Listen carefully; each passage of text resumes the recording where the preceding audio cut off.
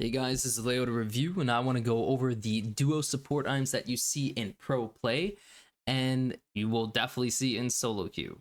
Now, Riot is planning to nerf this in 14.2, but they're mostly making it so that when one person on the team reaches the minion gold cap, then everyone else will receive it. Now, this isn't so bad because if you're smart about the minion shares, the CSing, you won't run into that issue. So you don't really have to worry about it. Duo support items will still be like occurring, and that's why this video will be pretty interesting for those who don't know anything about it. So let's get into it. This is the T1 versus GenG game, and T1 literally whip it out right away, which is pretty amazing. I'm going to put this on 4 times speed so you can kind of get through it pretty quick. Now, the first thing I want you to note is that they went D-Blade. Why? You go the Doran's item no matter what first as the AD. If you don't and you go the support item first, I will admit you will hit that CS cap pretty quick, and that will be detrimental. 2, it's also a pretty weak item, 30 HP. It just gives regen 0 adaptive stats. Not good for like initial laning where it could be spicy. Like it really determines a lot of how the lane goes. So you need to make sure you have an actual good item. And of course, Doran items were buffed, a bit ago as well. So yeah, Doran's item first, no matter what. Don't buy the support item first as an AD. Then you're basically griefing, and I know you don't know what the hell you're doing. So they're gonna lane. They're going to go through this, do the best they can, play their matchup as is. Nothing really changes in your approach because, again, I mean, you just have a normal starting item. I can even throw this down into 8 times speed. So you can just kind of see, like, okay, like, yeah, you're right. Like, this is pretty normal. Nothing crazy's happening. Like, junglers are kind of in a little bit opposite directions. They're striving, fighting for each other. He gets his base. Now notice he buys the support item on his first base. Yes, he could have bought, like, let's see how much gold he had. So here he bought, so he had 831, right? So ideally he could have bought 2 long swords, and that's pretty much it. There's not really much else he could have afforded at this point. So there will be cases where you may preference getting, like if you have 1,000 gold or like 1,100 gold or something like that, and you can get a really good standard tier 2 item, you might opt in for that instead. But in most cases with this strategy, the whole point is that you're taking a bit of an earlier base, and then you're grabbing the support item. So he gets it. Now this is where it's really important and how you share the gold. So when you kill a minion, it says you get 20 gold, right? Now it's extremely important that you share this the correct way. Now, as you know, the range minions, as I recall, are like 14 gold, melees are like 20 something gold, and then cannons are obviously like 60 plus gold, right? When you have these stacks, you do not, and I say this right now, you do not want to take cannons as the AD. Why? Because you will get only 20 gold for that. You will give 60 something to your support, which is amazing. But as an AD, naturally you want to funnel all the gold into yourself.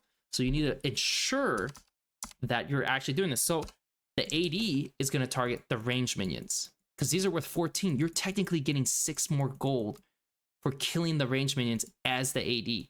As the support, you're going to get every cannon, and then you're going to focus on getting the melees.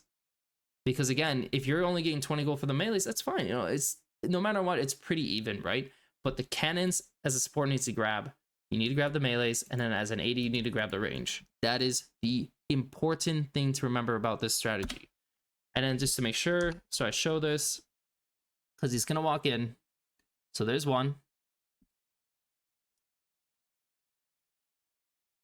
Notice he's targeting the range. He's last hitting as normal. Also keep in mind, when you have stacks, the preference is to use your stacks on the minions. I know you want to trade and you can get stacks off these procs, right? But preferably, because these stacks don't count towards that minion like cap, like where you get the gold reduction, you want to use these stacks on the minions. And it's, of course, sometimes, it's not going to be possible, right? So it's not like you're, I'm gonna say like, oh god, you completely screwed up because you did it this way, right? But just keep that in mind. If you can so happen to save it for those situations, please do. So you're gonna notice, took the cannon, right? Pretty simple.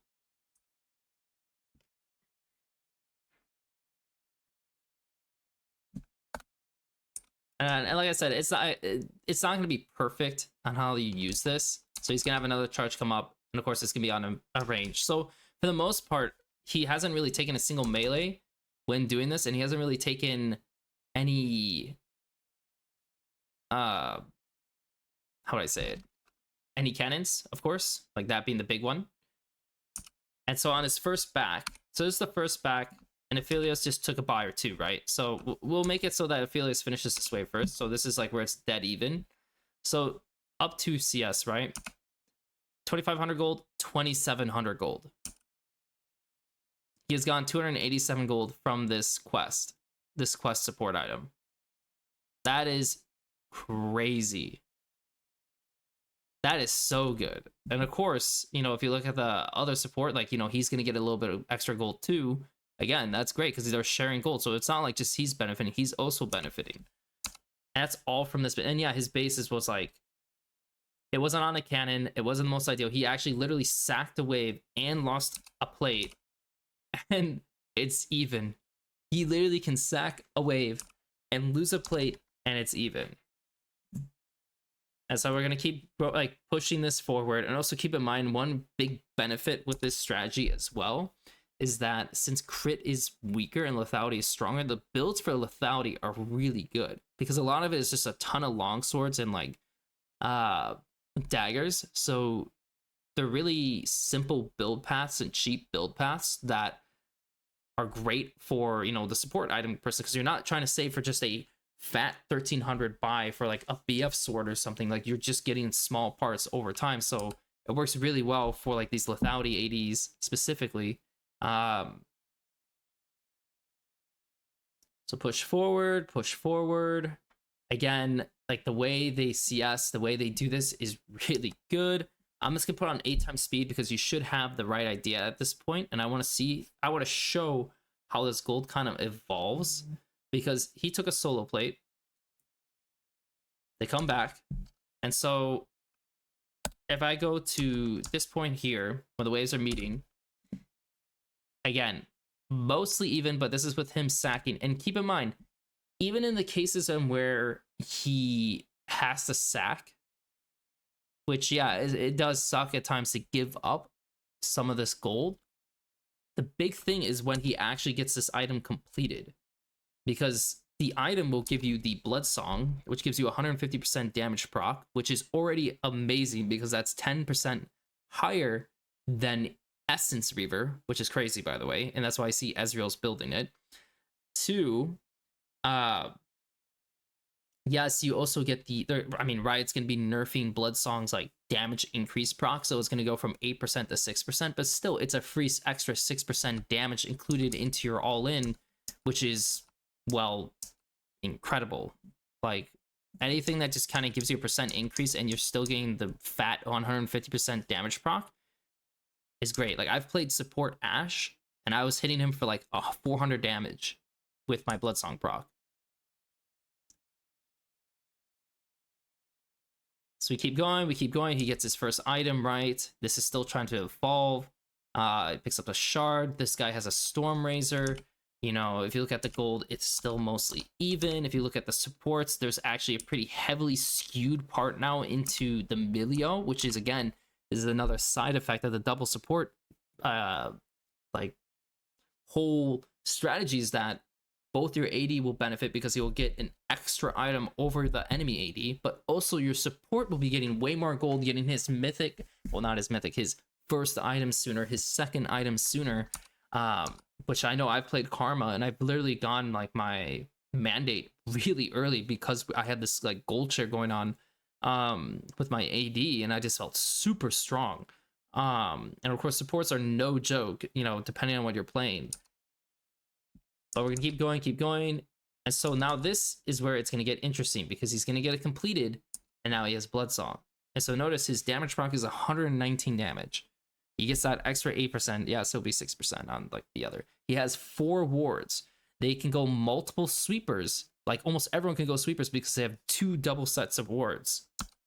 Now he is like in the driver's seat. And if I compare like the items, yeah, there's a 200 gold difference. This guy has 960 gold. He's going to get like a pickaxe or something like that, right? Or whatever. He will have Stormers or pickaxe, whatever. He has Cyclosword. He has Blood Song, which also gives you 200 health, which is rather nice. You're basically spending 400 something gold to get a Blood Song that has 200 extra gold on top of you. Gives you gold over time. Yes, you can still hit the minion cap, which is something he has to be a little like he has to pay attention to, but the whole point of it is to be that early spike that you get these 2 quick items. Then you can go into your second, like your third item pretty quick as well. You might sell it eventually because you don't want to really deal with these like the minions, like the minion cap. But up to that point, you're incredibly strong. Like you're the man. And that's why people are basically going this. Like the support is not too far off from their second item at this point. They probably are, because this is about 1600 gold, right? So they are by Baron, they'll have 2 items. Millie will have 2 items, and Lucian may have 3 items at the Baron timer. What do you do as enemy bot lane? Unless you crush them, what do you do? And that's why this strategy is so good. And this is why people are going this constantly, and especially why you see double enchanters doing it, because naturally they don't benefit as much from CSing. But of course, if you have duo like slays or you have duo makers, whatever you want to like do on those champs, you will give a ton of enabling power towards your core carries and your solos and your jungle. So yeah, the strategy is super good. If you have a duo partner, play it, have fun. Later.